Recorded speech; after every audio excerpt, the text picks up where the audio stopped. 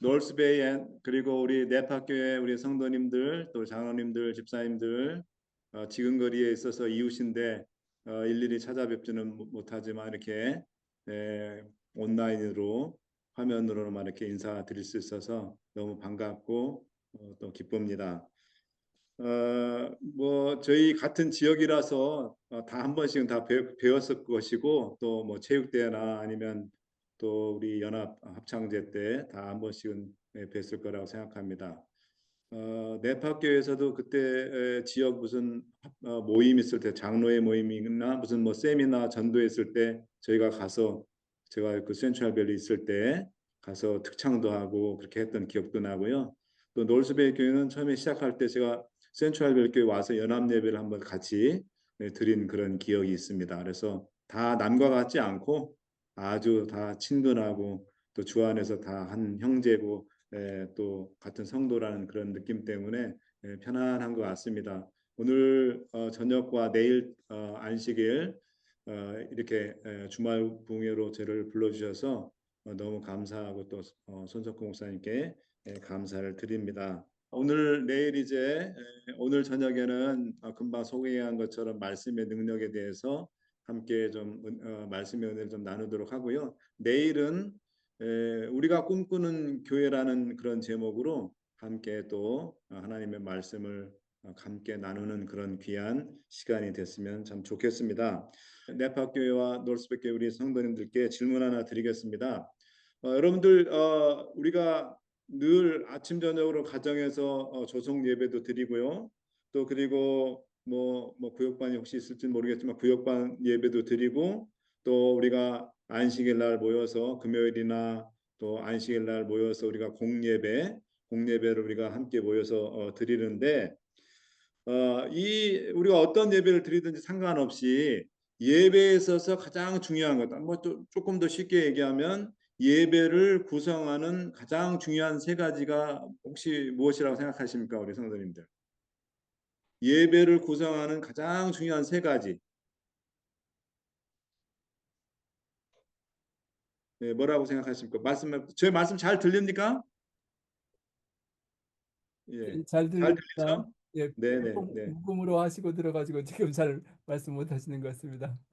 예, 예, 예. 자, 그러면은 우리가 드리는 하나님께 드리는 이 예배에 있어서 가장 중요한 세 가지는 첫째는 찬양, 그다음에 두 번째는 기도, 마지막은 뭘까요? 이렇게 하면 이제 답이 나오겠죠? 세 번째는 우리 저기 정재영 장로님 마지막 세 번째는 뭐라고 생각하세요? 말씀. 아유, 우리 그 기도해 주신 우리 장만자 우리 집사님 정답을 말, 말씀해 주세요. 세 번째로 예배에 있어서 가장 중요한 것은 말씀입니다. 다시 한번 복습하면요. 예배를 구성하는 중요한 세 가지는 첫째, 찬양, 둘째, 기도, 세 번째, 말씀입니다. 오늘 저는 이 예배를 구성한 세 가지 것 중에서 그 중에서 말씀의 능력에 대해서 살펴보기를 원합니다. 여러분 혹시 말씀의 능력 중에 어떤 그 하나님의 말씀의 능력들이 있는 것 같아요. 제목이 말씀의 능력이니까 여러분들 지금까지 쭉 신앙생활 하면서 어떤 말씀에 어떤 능력들이 있었는지 경험하신 거 있으면 말씀해 주시면 좋겠어요.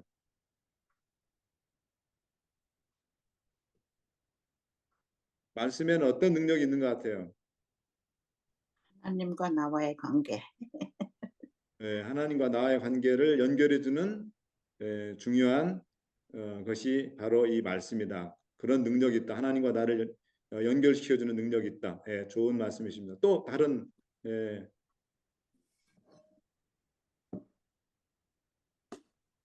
자, 저는 오늘은 특별히 제가 일방적으로 하기보다는 여러분과 이너 액션, 그러니까 서로 주고받는 그런 게 됐으면 참 좋겠어요. 피드백이 있는.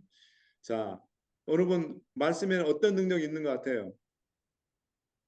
소성케 하는 힘이 있는 것 같습니다.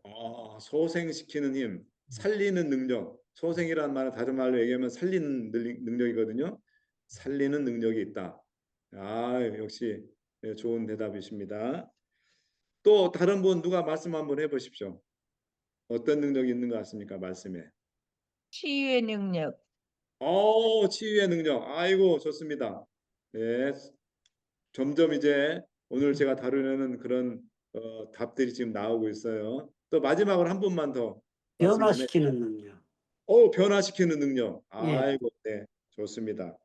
자, 첫 번째로 하나님의 말씀의 능력에는 어떤 능력이 있냐면 창조의 능력이 있습니다. 하나님 말씀에는 창조의 능력이 있어요. 여러분들이 혹시 성경을 옆에 있으신지 모르겠지만은 원래는 이게 이제 사경회로 우리가 생각해서 사경회 시간에는 원래 성경을 많이 읽고 우리가 성경을 같이 보는 시간이 사경회잖아요. 사자 그 조사할 사자의 경자는 성경 경자, 경전 경자인데 하나님의 말씀을 깊이 읽고 탐구하는 게 이제 사경회라는 건데 자, 창세기 1장의 내용은 무슨 내용입니까? 우리가 잘 아는 것처럼 창조에 관한 하나님의 창조에 관한 일주일 동안 하나님께서 온 우주를 창조하시는 그런 창조에 대한 기록이 창세기 1장입니다.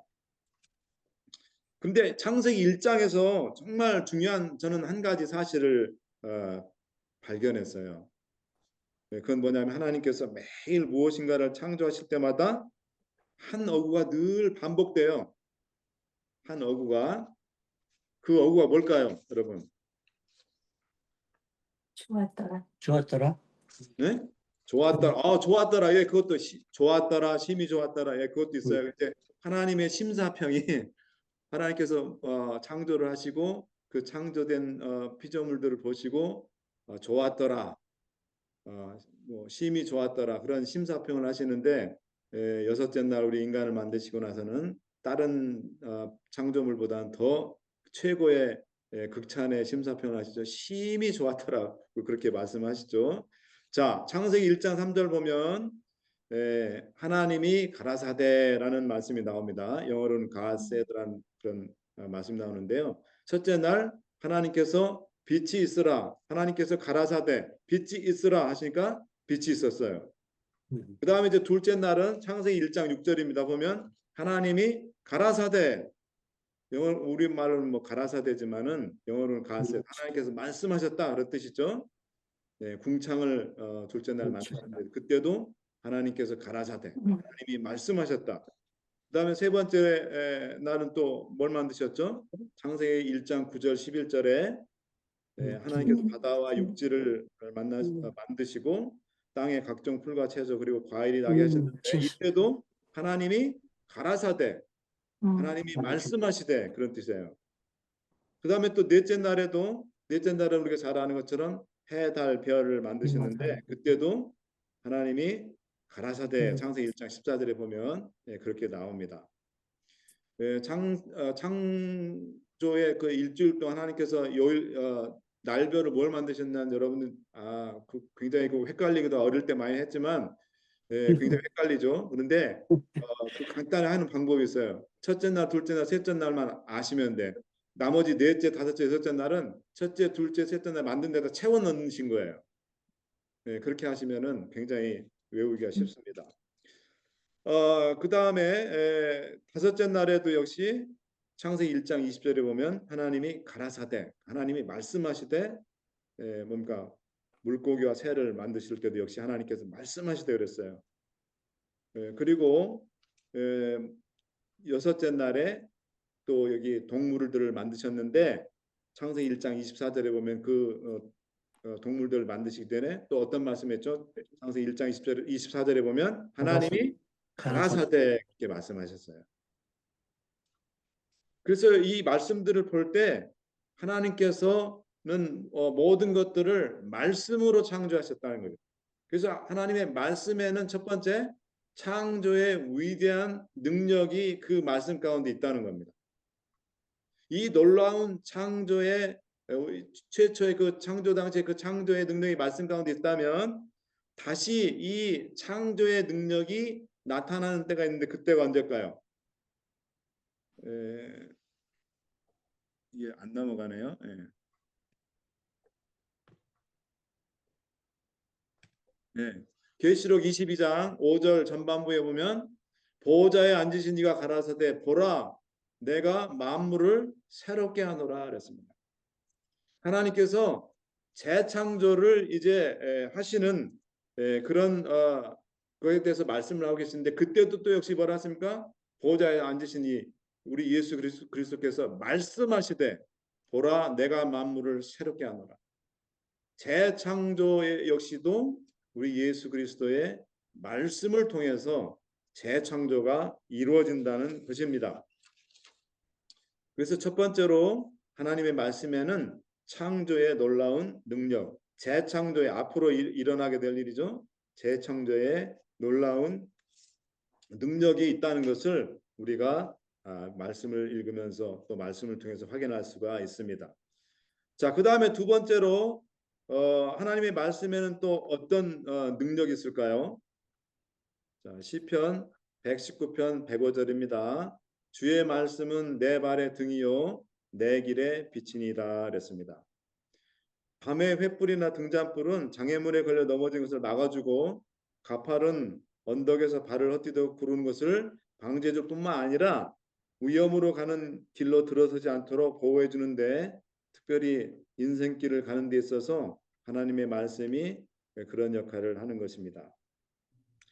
빛은 길을 걷고 있는 사람에게 비춰서 그로 하여금 그 길을 바라보고 그 길 가운데 있는 웅덩이 등의 위험물을 피할 수 있게 도와줍니다. 마찬가지로 하나님의 말씀은 죄로 인해 어두움 속을 헤매는 인생들을 구원으로 인도해주는 생명의 빛의 역할을 해주는 것입니다. 저는 시골 출신입니다. 저는 충청남도 안면도가 제 고향입니다. 안면도 아십니까? 네, 그 뮤트들을 다 풀어 놓으셔야 저하고 여러분들이 대답하시는 거 다 알 수가 있어요. 뮤트를 좀 다 풀어 놓으세요. 제가 오늘 저희 집이 있는 지역이 전기가 다 나가가지고 교회로 지금 왔어요. 지금 교회 본당에서는 지금 따로 지금 오늘 제가 설교를 해야 되는데 여러분과 주말 부에 하냐고 저는 룸 중에 한 룸을 지금 해가지고 지금 여기서 지금 하고 있는 겁니다. 저는 시골 출신인데 전기가 없을 때 밤에 어디를 가려면 특별히 시골 집들은 화장실이 멀리 떨어져 있어요. 다 동의를 하실 겁니다. 그래서 밤에 화장실 가는 게 제일 무서웠어요. 저 어릴 때 경험으로는.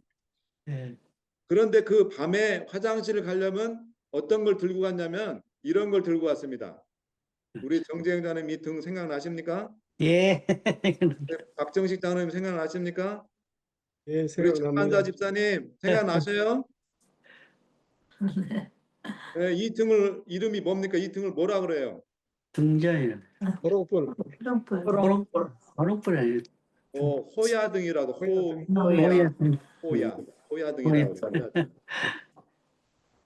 그래서 이 등불 없이는 화장실 가려면 너무너무 무서워가지고 절대 혼자 못 가요. 근데 이 등을 들고 가면 아무리 바람이 불어도 저 호야, 저 유리로 이렇게 쌓여있기 때문에 절대로 뭐냐면은 불을 꺼뜨려 먹을 염려도 없이 무사히 화장실을 보고 다시 집으로 들어올 수가 있습니다.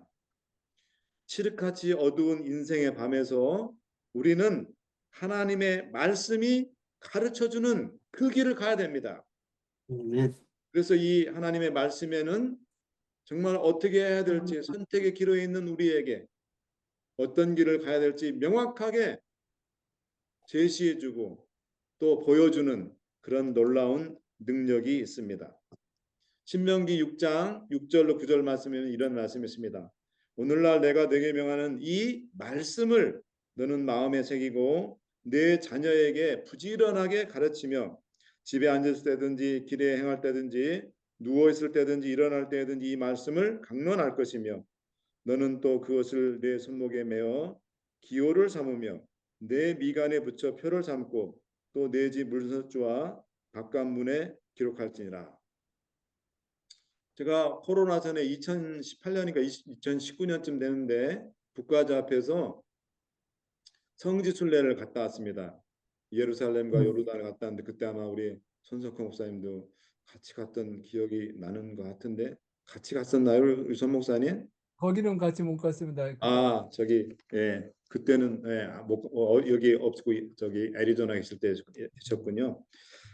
근데 그때 제가 그 통곡의 벽 예루살렘에 왔을 때 통곡의 벽에 이제 가려고 하는데 바로 앞에서 누가 카이파라게 가지고 빵모자 같은 걸 딱 쓰고 아이들인데 손목에 뭐 줄 같은 걸 이렇게 얼기설기 이렇게 맸더라고요.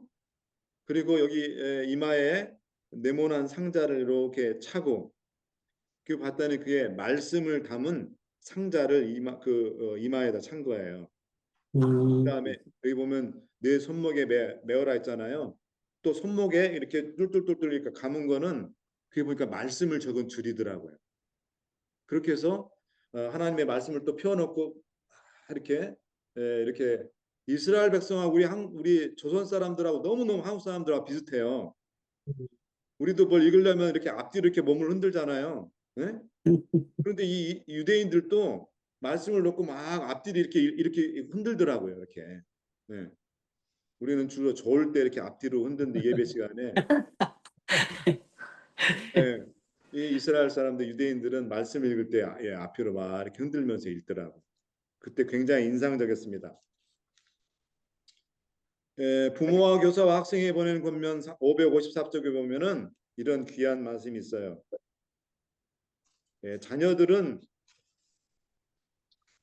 우리 자녀들은 값을 주고 산 주님의 소유물이다. 바로 이러한 사상이 자녀들을 위한 우리들의 노력의 주요 동기가 되어야 한다. 자녀들에게 구원을 얻게 하고 유혹의 길에서 벗어날 수 있는 가장 성공적인 방법은 계속적으로 저들에게 하나님의 말씀을 가르치는 것이다. 여러분 우리 자녀들에게 뭐 이미 다 장성하고 가정 가진 그런 뭐 부모님들은 어쩔 수 없지만 손주들에게 여러분 이걸 기억했다고 좀 실행해 줬으면 좋겠습니다. 우리 자녀들에게 하나님의 말씀을 가르치고 말씀에 따라 살도록 훈련하는 것이 우리들의 부모님들 또 우리 할머니 할아버지들의 의무예요. 여러분 우리 자녀들이 무슨 하버드를 나오고 무슨 뭐 명문 존 홉킨스를 나오고 무슨 뭐 콜롬비아 대학을 아이비리그를 나오고 뭐 명문 그런 그 대학들 나오고 그다음에 의대를 가고 뭐 좋은 직장을 가져서 돈을 많이 벌어도 여러분 우리 아이들이 신앙 떠나면 게 무슨 소용이 있습니까? 네? 저는 구약 성경을 보면서 왜 하나님께서 아브라함의 하나님, 이삭의 하나님, 야곱의 하나님이란 문구를 계속해서 강조를 했을까? 그것은 신앙이 대대로 내려가면서 끊기지 않고 이 신앙의 레거시가 대대로 후손 대대로 내려가는 다른 말로 얘기하면 신앙의 역사성을 말해주는 겁니다. 그게. 여러분 우리 대에서는 신앙생활 잘 자는데 우리 자식들 때에 가서 신앙 끊기면 그게 무슨 소용이 있겠어요? 그렇기 때문에 우리 아이들에게 이 말씀을 정말 가르쳐 줘야 됩니다. 우리 손자들에게 손주들에게 말씀을 가르쳐 줘야 돼요. 말씀에서 떠나지 않도록 해줘야 됩니다. 이스라엘 백성들이 수천 년 동안 로마의 그 제국에 의해서 나라를 잃고 온 세상에 정체 없이 떠돌 때에 그들이 유대인으로서의 정체성을 잃지 않았던 것은 하나님의 말씀입니다. 그 말씀을 자기 자식들 후대에 계속 제너레이션을 이어서 계속해서 말씀을 가르쳤기 때문에 그들이 그 말씀 안에서 자기들이 하나님의 택한 백성이라는 그 생각을 계속해서 유지할 수 있었던 거예요. 그렇기 때문에 우리도 우리 자녀들에게 이 말씀을 가르쳐서 이 말씀이 아이들의 인생을 결정시켜주고 말씀을 통해서 갖는 이 가치관 그런 것들을 가질 수 있도록 신앙의 가치관을 가질 수 있도록 그렇게 좀 각별하게 좀 신경 써주시는 우리 대학교의 우리 성도님들 또 놀스베이교회 우리 성도님들 되시기를 간절히 바랍니다. 아멘. 자, 그 다음에 또 말씀에는 어떤 능력이 있을까요? 디모데후서 3장 16절 17절에 보면 우리가 잘 아는 말씀입니다. 모든 성경은 하나님의 감동으로 된 것으로 교훈과 책망과 바르게 함과 의로 교육하기에 유익하니 17절 말씀이 아주 중요한 말씀입니다. 이는 하나님의 사람으로 온전케 하며 온전의 방점을 찍어야 됩니다. 온전케 하며 모든 선한 일을 행하기에 또 어떻게 하려 함이라? 온전케 함이라. 하나님의 말씀에는 온전케 하는 그런 능력이 있습니다. 여러분, 우리 그리스도인에게 있어서 가장 중요한 것이 있다면 그건 뭘까요? 그것은 바로 예수님을 닮은 품성으로 변화되는 것입니다. 성경에서는 이것을 온전함 또는 완전함이라고 말합니다. 이 온전함, 품성으로 변화되는 것을 다른 말로 얘기하면 거듭남이에요. 이게 거듭남. 우리가 신앙하면서 가장 소망하는 것이 있다면 바로 거듭난 그리스도인이 되는 것입니다. 근데 이 거듭남에서 가장 아까 어느 분이 말씀해 주셨는데 거듭남에서 변화되면서 가장 중요한 것은 바로 이 성경 하나님의 말씀입니다. 우리가 하나님의 말씀에 전적으로 순종하는 그런 삶을 살 때 우리는 거듭남을 경험할 수 있습니다. 여러분, 이 거듭남에 있어서 중요한 것이 뭘까요? 자아와의 투쟁이죠. 이 자아와의 투쟁을 가리키는 교회는 우리 재림교회밖에 없어요. 이 자아와의 투쟁에서 이 자아와의 투쟁은 우리 그 영감의 기별에 의하면은 평생의 일이라 그랬습니다. 평생의 일이라 했어요. 단 한순간에 이루어지는 것이 아니라 우리가 평생 동안 해야 될 일이라고 그랬습니다. 근데 이 자아와의 투쟁에서 우리가 정말 승리하려면 하나님의 말씀을 붙잡고 말씀에 따라 사는 삶을 살 때 우리가 그 자아와의 투쟁에서 승리할 수가 있습니다. 따라서 우리가 자아와의 투쟁에서 승리하는 데 핵심은 뭘까요? 하나님의 말씀입니다. 저는 우리 네파교회 모든 성도님들과 저는 우리 그 론호파교회 성도님 마찬가지. 제가 목회하던 어떤 교회도 마찬가지입니다. 하나님의 말씀을 정말 순종해서 따라 삶으로 우리 성도들이 변화되고 거듭남을 체험하게 하는 온전한 그리스도인으로 성장하는 것이 제 목회의 핵심입니다. 교인 수 늘리고 교회 부흥시키고 그것도 좋아요. 그렇지만 우리 각자 성도님 한 분 한 분들이 영적으로 성장해야 되죠. 자라나야죠. 흑의 없이 아무리 좋은 교회 건물 가지고 있고 또 교인 수가 많고 아주 매끄러운 그런 찬양이 있고 뭐 오케스트라 있고 그러면 그게 무슨 의미가 있겠습니까? 단 한 명의 성도들이 있더라도 진실한 그리스도인, 변화된 그리스도인, 거듭난 그리스도인, 신앙생활 수십 년에도 똑같은 변화됨이 없고 똑같은 그런 자라나지 않는 그런 모습이 아니라 정말 예수를 닮은 그런 거듭난 그런 우리 그 네파교회 성도님들 또 그리고 놀스베이 교회 우리 성도님들이 됐으면 참 좋겠습니다. 자, 그다음에 세 번째로 하나님의 말씀엔 어떤 능력이 있을까요?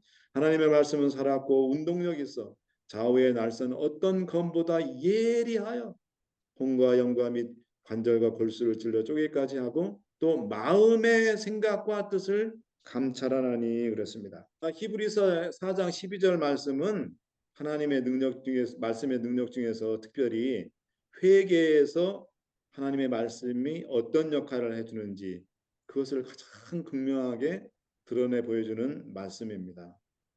하나님의 말씀에 어떤 능력이 있다고요? 사람의 마음의 생각과 뜻을 감찰하는 능력이 있다고 지금 말씀하고 있어요. 여러분 1990년대 중반쯤에 한국 사회를 정말 공포에 떨게 한 사건이 있었습니다. 연쇄살인 사건이 있었습니다. 그 연쇄 사건이 누구에 의해서 저질러졌냐면 지존파라는 이 그룹에 의해서 서클이 있었는데 뭐 형제도 있었고 또 자기들 친한 친구들끼리 이렇게 선후배가 이렇게 해가지고 연쇄살인을 저지른 그런 충격적인 그런 일이 있었는데 이 사람들이 이제 사형을 언도받고 이제 감옥에 있었는데 근데 이들에게 우리 기독교 단체에서 성경을 영치금과 함께 보냈어요. 처음에는 이들이 성경을 발로 걷어차고 보지도 않았습니다. 영치금은 뭐 돈이니까 필요하니까 영치금만 받고 그렇게 했는데 결국에는 이들이 성경을 읽게 됐어요. 그러면서 성경을 읽으면서 자기들이 얼마나 엄청난 죄를 저지르는 중범죄자들인지를 깨닫게 된 겁니다. 그러면서 그들이 거기에서 회개를 하고 자기들에게 소망이 있다는 것을 알게 됐어요. 예수 그리스도를 믿게 되면 죽어도 다시 살 수 있다는 부활의 약속이 있다는 것을 알게 됐습니다. 그런 다음에 사형 언도를 받았지만 그 감방 안에 있는 다른 죄수들에게 예수를 믿도록 자기들끼리 모여서 예배도 드리고 다른 죄수들에게 전도를 하는 그런 놀라운 일을 하게 됐습니다. 드디어 이제 뭐 여러 분들이 다 또 여러 기독교계에서 이들이 회개를 했으니까 좀 선처를 부탁했지만 결국에는 사형이 집행이 됐습니다. 그런데 사형이 집행될 때 놀라운 것은 이 지존파 모든 사람들이 하나같이 예수님 저의 죄를 용서해 주셔서 참으로 감사합니다. 할렐루야 하면서 그 다음에 또 하늘 가는 밝은 길이라는 그 찬미를 부르면서 사형을 당했다는 거예요. 그리고 두려움이나 공포에 떨면서 마지막을 맞은 게 아니라 편안한 얼굴로 아주 평온한 얼굴로 마지막을 그들이 맞았다는 것입니다. 여러분 성경을 기록한 저자들에게 하나님의 영께서 임하셨기 때문에 하나님의 말씀을 읽으면 혼과 영, 즉 우리의 양심이 거룩한 성령의 역사로 견책을 당하기 때문에 회개를 하게 되는 것입니다. 여러분 말씀이 없는 교회와 말씀을 읽지 않고 말씀대로 살지 않는 성도들에게는 회개의 역사가 절대로 일어나지 않습니다. 우리 네파교회와 놀스베이 교회 우리 성도님께서는 베레아 교회 성도님들처럼 베레아 교회 사람들처럼 말씀을 사랑하고 신실하게 연구해서 그 말씀대로 그대로 순종하며 살아서 회개하고 거듭남을 체험하게 되는 우리 모든 성도님 되시면 참으로 좋겠습니다. 네 번째로 하나님의 말씀에 어떤 능력이 있을까요? 누가복음 24장 32절 말씀입니다. 이 말씀은 엠마오로 내려가는 두 제자와 함께 하신 예수님에 관한 기사입니다. 누가복음 24장 32절 보겠습니다. 저희가 서로 말하되 길에서 우리에게 뭐 하시고 말씀하시고 우리에게 성경을 풀어주실 때에 우리 속에 마음이 어떻게 하지 않더냐? 뜨겁지 않더냐?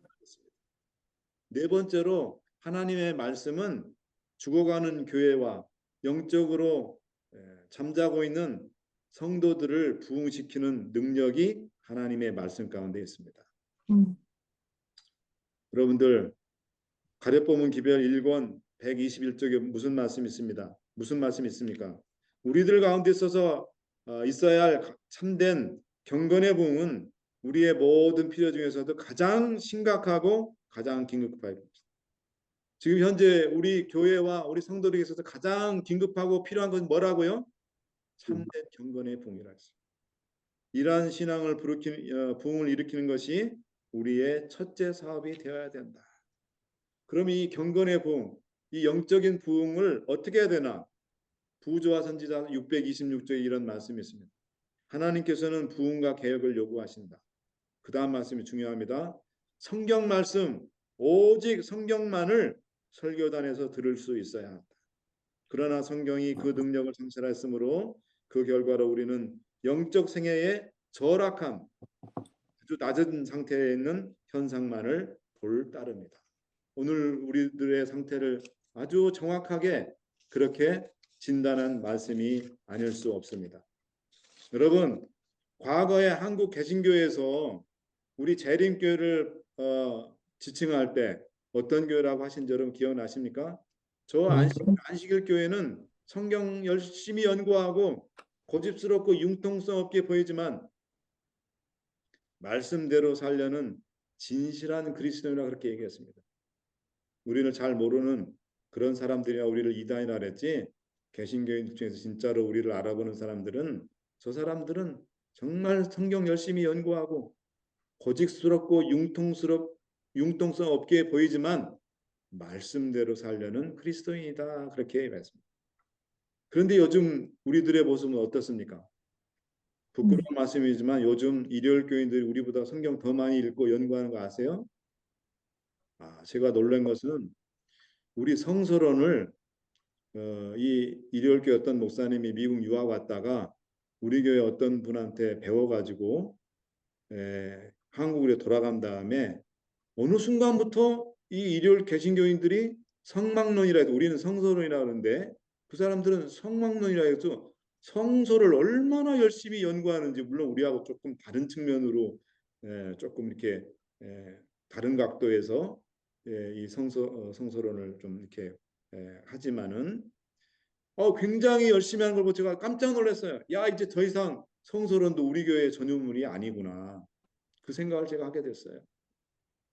여러분 일요일교회 구역반 성경 정말 열심히 읽고 성경 정말 열심히 공부합니다.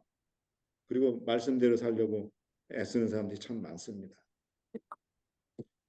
그리고 구역 예배도 더 신실하게 드리고 새벽 기도에도 열심히 참석합니다. 바빠서 요즘 새벽 기도에 할 시간이 어딨냐고 그러지만 여러분 한국의 강남의 큰 개신교들 새벽 예배 보면 꽉꽉 찹니다. 꽉꽉 차요. 그분들이 어떻게 하냐면 새벽 예배 드리고 교회에서 주는 간단한 샌드위치나 커피, 김밥이나 주먹밥 교회에서 받아서 얼른 먹고 요기하고 그 다음에 직장에 출근하는 거예요. 우리의 우선순위가 어디에 있냐 차이죠, 그죠? 여러분에게 이 시간 제가 주말봉에서 은혜로운 말씀을 드려야 되는데 길티 필링 주려고 이런 말씀을 드리는 게 아니에요. 우리의 현주소를 한번 살펴보자는 얘기입니다. 정말 우리가 우리의 우선순위를 어디에 두어야 될지에 대해서 다시 한번 생각해 보자는 것이지요. 저는 우리 양교회 성도님들이 또 저도 포함해서 우리 모두가 하나님의 말씀에 우선순위 두기를 간절히 바랍니다. 그렇게 하나님과 말씀에 우선순위를 줄 때 우리 성도들의 신앙에는 또 우리 모두에게는 영적 부흥이 있을 줄 믿습니다. 이제 마지막으로 하나님의 말씀에는 어떤 능력이 있을까요? 아까 우리 손석구 목사님이 소생시키는 능력이 있다 그랬었는데 잠언 4장 4절 보겠습니다. 아버지가 내게 가르쳐 이르기를 내 말을 내 마음에 두라. 내 명령을 지키라. 그리하면 어떻게 하라? 어떻게 하리라? 어떻게 하리라? 살리라. 살리라. 살리라. 살리라 했습니다. 이 산다는 게 굉장히 중요한 거예요. 여러분 목회자 우리 손 목사님도 계시지만 목회자가 참 답답하고 정신적으로 힘들고 다운될 때가 언제인 줄 아세요? 그것은 바로 돌보고 있는 우리 성도님들이 아프실 때예요. 특히 시한부 선고를 받으신 성도님들이 계시면 이 담임 목사로서 아무것도 해드릴 수 있는 것이 없다는 사실에 참 무력감을 느낄 때 얼마나 많은지 모릅니다. 그래서 저는 그렇게 해서 돌아가신 분 장례 치르고 올 때가 제일 힘들어요.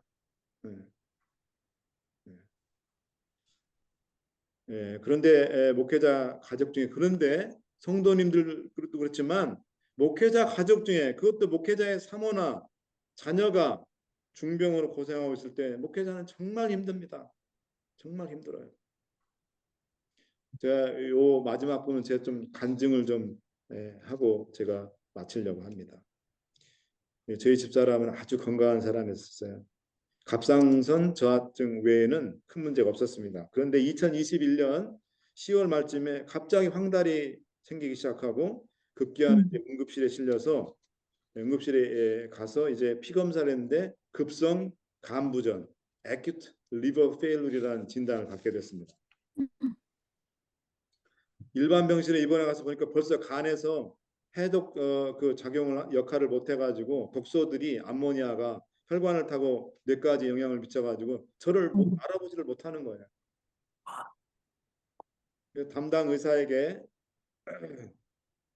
집사람의 간에 손상된 이유를 데미지를 입은 이유를 물었더니 모르는데 자기들도 정확하게 모른다 그럽니다.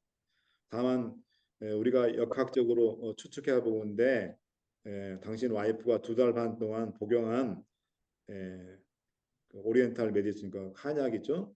한약의 독성이 원인이 아닐까. 그다음에 두 번째로는 오로 임뮤니제이션이 그 어택해가지고 그런 일이 생기지 않았을까 추측을 한다 그렇게 얘기를 하더라고요. 치료 방법 있냐 했더니 없다고 그렇게 얘기하면서 그냥 지금으로서는 몸 안에 쌓여 있는 담즙과 여러 가지 독소들을 이렇게 변으로 배출하는 락투스 설사제를 투입하는 방법밖에 없다고. 이것도 안 되면 이제 큰 병원에 가서 간 이식 수술하는 방법밖에 없다고 그렇게 얘기를 해줬습니다. 그래서 제가 이제 막 집에 와서 인터넷을 뒤져가지고 급성 간분 환자에 대한 의과대학 교수님들 쓴 뭐 임상 결과들이나 또 어떤 뭐 연구 논문들 좀 읽어봤어요. 그랬더니 일단 의사 선생님 말한 대로 이거 그 간 이식을 하지 않으면은 70% 이상은 수술을 받지 못하면 4개월에서 6개월 안에 사망한다는 그런 것들을 제가 알게 됐습니다. 점점 악화되는 집사람의 상태와 고통스러워하는 저희 아내를 보면서 목사로서 부끄러운 말씀이지만 너무너무 불안하고 저 역시 공포에 빠질 수밖에 없었습니다. 그래서 두려움과 공포 때문에 잠을 잘 수가 없어서 하루에 1시간밖에 못 잤어요. 근데 그때 저를 더 괴롭힌 것은 제 머릿속에 떠오른 한 성경 구절 때문이었습니다. 그 말씀은 너희가 일찍이 일어나고 늦게 누우며 수고의 떡을 먹음이 헛되도다. 그러므로 여호와께서 그 사랑하시는 자에게 잠을 주신도다. 우리 교회에서는 잠이 뭘 뜻합니까? 죽음이죠, 죽음. 제가 꼭 한 주 전에 우리 어떤 여집사님 장례를 치렀는데 그 장례 예배 때 읽었던 설교 중에 했던 말씀 중에 하나가 이 말씀이거든요. 근데 제가 생각할 때, 야, 그렇다면 우리 집사람이 죽는다는 얘기냐 그런 생각이 드는 거예요. 정말 열심히 가정 돌보고 교회를 돌보며 사모로서 최선을 다한 제 아내를 하나님께서 이 젊은 나이에 잠재우신다고? 하나님 이건 아닙니다. 아내가 떠나면 우리 아이들은 어떻게 합니까? 아내 없이 저 혼자 목회를 어떻게 감당하란 말입니까? 하나님께 막 따졌어요, 제가. 하나님께서 정말 사랑의 하나님이신지 의심을 하기 시작했습니다. 근데 불안과 두려움에 빠져 어쩔 줄 몰라 할 때 불현듯 마음 한구석에 마귀가 하나님의 말씀을 들먹이며 저로 하여금 하나님께부터 멀어지게 하는 것이 아닐까 하는 생각이 스쳐갔어요. 집사람이 병과 싸웠을 때 사단은 저를 시험하며 하나님을 불신하고 하나님의 말씀을 이용해서 여러분 마귀도 하나님의 말씀 이용하는 거 아십니까? 그렇게 해서 하나님에서 멀어지게 했던 것입니다.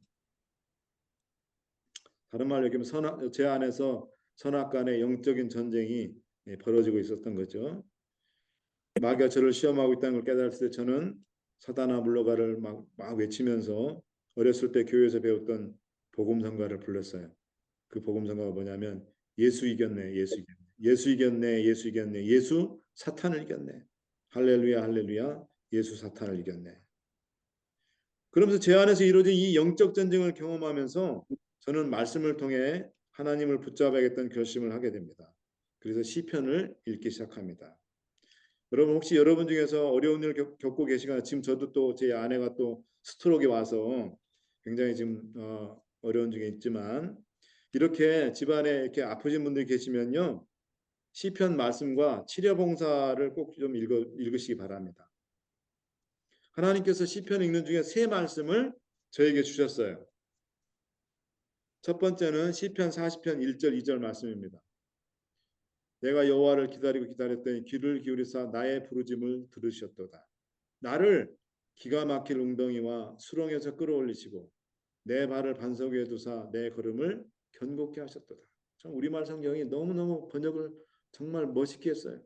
기가 막힐 웅덩이. 사람이 기가 막히면 죽잖아요. 그죠? 그런 기가 막힐 상황 가운데 빠져 있는 나를 그런 웅덩이와 수렁에서 끌어올리셔서 반석 위에 뒀다. 반석은 예수님이잖아요. 생명을 살리시는 예수 그리스도께로 인도해 주시겠다는 그 말씀을 저한테 주셨어요. 그리고 시편 41편 1절 3절 빈약한 자를 권고한 자가 복이 있으며 재앙의 날에 여호와께서 저를 건지시로다. 여호와께서 저를 보아서 살게 하시리니. 제가 이 2절에 저를 보아서 살게 하시리라는 말씀이 너무너무 제가 감동을 받았습니다. 저가 세상에서 복을 받을 것이라 주여 저를 그 원수의 뜻에 맡기지 마소서.